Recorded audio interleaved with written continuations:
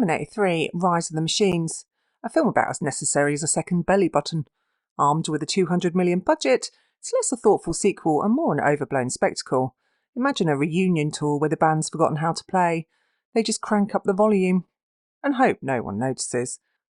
The result? A film that runs on nostalgia fumes, desperately trying to rekindle the brilliance of its predecessor, but only succeeding in making them miss them even more. But as they say, the show must go on, so let's sift through this cinematic spectacle and see if there's anything worth salvaging from the wreckage. James Cameron, the visionary behind the first two Terminator films, wisely sidestepped this one, probably sensing the creative well was as dry as a desert. Instead, the studio handed the directorial reins to Jonathan Mostow, best known for his work on U-571. Because naturally, if you can navigate a submarine drama, you're clearly the right choice to helm a sci-fi action blockbuster. The production limped along, plagued by uncertainty, with writers coming and going like guests at a bad party, while John Brancato and Michael Ferris were finally left holding the pen, or perhaps more accurately, the short straw. Behind the scenes, the gossip was as juicy as you'd expect from a high-profile Hollywood production. Arnold Schwarzenegger, lured back with a paycheck that could bail out a small country, reportedly had more control over his lines than the writers did. And then there's the curious case of Edward Furlong, who played John Connor in T2. Furlong's well-documented struggles with substance abuse led to his replacement by Nick Stahl, a decision that was both inevitable and unfortunate. Furlong's absence cast a long shadow over the film, reminding us that not all stories have happy endings, either on screen or off. With a $200 million budget, T3 should have been a visual feast. Industrial Light and Magic, ILM, and Stan Winston Studio were brought on board to handle the effects, and while the results are technically proficient, they lack the visceral impact of the earlier films. The action sequences are bigger, louder, and more destructive, but they feel strangely hollow, like someone turned up the volume on a song that was already out of tune. Take, for example, the crane chase scene, where the T-800 commandeers a fire truck in pursuit of the TX. It's a spectacle, sure, but it's also a perfect example of T3's misguided priorities. The sequence is visually impressive, no doubt, but it's emotionally empty. Far cry from the nail-biting tension of T2's iconic freeway chase. It's like watching a fireworks display from inside a soundproof room. Lots of pretty lights, but no real impact. Stan Winston's practical effects are, as always, a high point. The animatronics for the T-800 and TX are beautifully crafted, showcasing the kind of tangible physical effects that are increasingly rare in today's CGI-dominated landscape. But then the film goes and ruins it by leaning far too heavily in. The liquid metal effects that were groundbreaking in T2 now feel almost passé, lacking the same impact they had more than a decade earlier. The TX's various transformations, her arm turning into a flamethrower, for example, are technically impressive, but ultimately feel like a series of party tricks rather than genuinely terrifying weapons. That said, credit where it's due. The practical effects team clearly put in their work, and their contributions help ground the film's more fantastical elements in a semblance of reality. The T-800's battle damage in particular is a highlight, with intricate makeup and prosthetics that make you wince in all the right ways. Marco Beltrami's score for Terminator 3 Rise of the Machines takes a more traditional orchestral approach compared to the minimalist industrial sound of Brad Feidel's original scores. The iconic Terminator theme does make an appearance, but it's used sparingly, only in a couple of key moments, including the film's final act.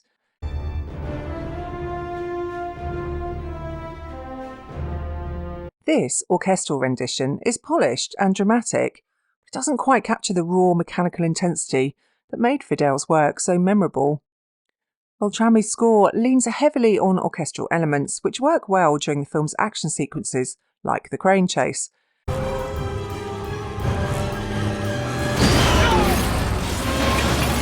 However, while these moments are effective, the score sometimes ventures into melodramatic territory, which can undermine the tension rather than enhance it. There are also quieter, more minimalistic moments where the score steps back to let the sound design, clanking metal and whirring machinery take over. These segments hint at what could have been a more nuanced approach.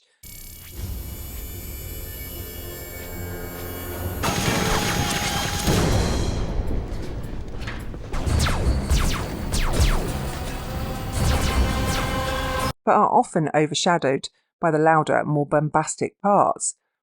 Overall, Beltrami's work is competent and suits the film's more traditional action movie tone, but it doesn't quite break new ground. It's a solid effort that respects the franchise's musical legacy, but ultimately feels like an echo of the past rather than a fresh, bold statement. So, what happens in this thing? Let's dissect the plot. I term my use loosely. Terminator 3 picks up with John Connor, who has taken a nosedive from the rebellious, resourceful teenager we last saw in T2 to a jittery, paranoid drifter. No phone, no address, no one, and nothing can find me.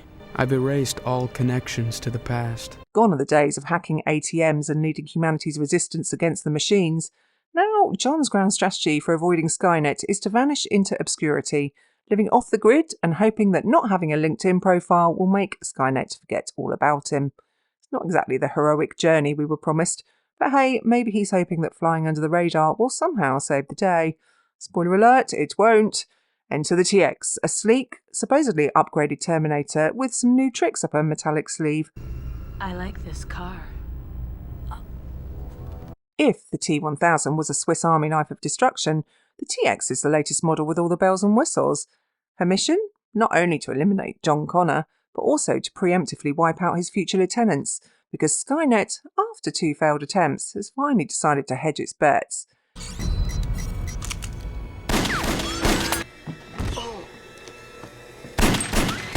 This should add a layer of complexity to the narrative, but instead it feels more like the writers ran out of ideas and just started throwing darts at a board labelled potential plot points. As the film progresses, it becomes painfully clear that the writers spent more time watching T2 on repeat than coming up with original ideas. The plot recycles a greatest hits collection of scenes from earlier films, but with all the heart and tension sucked out. Remember the gripping edge-of-your-seat truck chase from T2? Of course you do. It's one of the most iconic action sequences in cinema history. T3 tries to up the ante with a bloated crane chase scene, throwing in more explosions, more destructions, and, unfortunately, more CGI. What it lacks, however, is substance.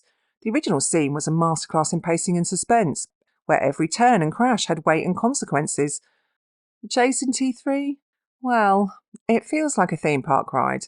Thrilling in the moment, but utterly forgettable once it's over, leaving you more impressed with the stunt coordination than emotionally invested in the outcome. Move over. Then there are the plot holes, gaping enough to drive that crane through. Let's start with the most glaring one. How did Skynet manage to send the TX back in time if it hadn't been built yet? The film doesn't bother to explain, hand-waving it away with some vague technobabble about secondary time loops. It feels more like an excuse than an explanation. It's as though the writers were banking on the audiences being too distracted by the explosions to notice that the entire premise of the film doesn't quite hold up under scrutiny. And speaking of contrivances, let's talk about Claire Danes' character, Kate Brewster. We're supposed to believe that she just happens to be working as a veterinarian, perfectly poised to intersect with John Connor on the very day that the TX arrives. Not only that, but she also just happens to be the daughter of a high-ranking military official directly involved in Skynet's development. Talk to the hand. Oh, and did I mention that she was formerly his high school sweetheart and destined to become John O'Connor's wife and second in command in the future resistance? Here you make contact with remnants of the US military and learn how to fight Skynet. Whoa, what? She's your wife. Sheer number of coincidences surrounding Kate's character is enough to make even the most forgiving audience member roll their eyes. The writers simply couldn't think of a more organic way to integrate her into the plot. They just threw everything at the wall and hoped something would stick. Then there's the twist. Judgment Day is inevitable. Yes, after nearly an hour and a half of explosions, chase scenes and poorly timed humour, we arrive at the film's big reveal, one that we all saw coming from the opening credits. The apocalypse isn't just coming, it's already here, and there's nothing more anyone can do to stop it. Why did he lead us down here? That was his mission. There was never any stopping it. Can somebody hear me? This is Montana Civil Defense. On paper, this should be a gut punch, a moment of stark realisation that no matter how hard you fight, some battles are destined to be lost. In execution, however, it lands with all the subtlety of that formerly mentioned crane driving through your front window. Instead of a profound exploration of fate versus free will, we're left with a grim nihilistic conclusion that feels less like a natural endpoint and more like the writers ran out of ideas, again, and decided to hit the reset button. It's the cinematic equivalent of a shrug, an admission that, after all that running and fighting, nothing really mattered. The so-called twist that Judgment Day is inevitable could have been a powerful statement on the futility of resisting fate, but instead it feels like the filmmakers just threw up their hands and said, well, what now? The film spends so much time rehashing old ideas and blowing things up that by the time we reach this conclusion, any potential for a profound thematic payoff has been thoroughly smothered under the weight of its own bombast. Yet, in a strange way, there's something almost admirable about T3's willingness to embrace the darkness of its premise, the inevitability of Judgment Day, the realisation that the apocalypse cannot be stopped, only delayed, is a bold narrative choice. It's a grim conclusion that aligns with the overarching themes of the franchise. Fate is a force that cannot be cheated, no matter how hard you try. This moment of clarity is fleeting, lost amid the noise and spectacle of a film that doesn't seem to understand its own strengths. It's as if the film stumbled upon a powerful idea, but didn't know what to do with it, so they buried it under a pile of wrecked cars and poorly delivered one-liners. Arnold Schwarzenegger returns as the T-800, and while he still looks the part, his performance is as robotic as the character playing. Though, in fairness, that's always been part of the charm. The problem is that the charm is wearing thin. The iconic one-liners are back, but they're delivered with the enthusiasm of someone who's just realised they've signed on for another sequel. His role has been reduced to a series of callbacks and recycled gags, and you can't help but feel that even Schwarzenegger himself was aware of how redundant it all was. And then there's the misplaced humour. Bitch, wait your turn! You're close. Talk to the hand! Now. Yeah. Ha ha ha. Kristanna Loken as the TX is an exercise in style over substance. She looks the part, cold, calculating and lethal, but there's little beyond the icy exterior. Her performance is suitably robotic, but without the menace or charisma that made Robert Patrick's T-1000 so memorable. Loken's TX is more about the spectacle, morphing weapons, shape-shifting tricks, and damn genuine threat. And as a result, she never quite manages to step out of the shadow of her predecessor. Nick Stahl's John Connor is perhaps the film's most unfortunate casualty. Saddled with the unenviable task of following in Edward Furlong's footsteps, Stahl does his best with a script that gives him little to work with. Gone is the rebellious, resourceful youth of T2. His place is a man who seems to have resigned himself to a life of mediocrity and fear. Stahl's Connor is more passive than proactive, far cry from the leader of the human resistance we were promised. You said that you'd let me go. I lied. Claire Danes as Kate Brewster is similarly underutilised.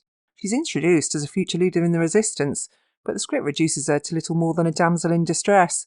Disappointing fate for a character with so much potential. The first two Terminator films were masterclasses in exploring the tension between fate and free will, questioning whether we have the power to change our destinies or if we're merely pawns in a predetermined game.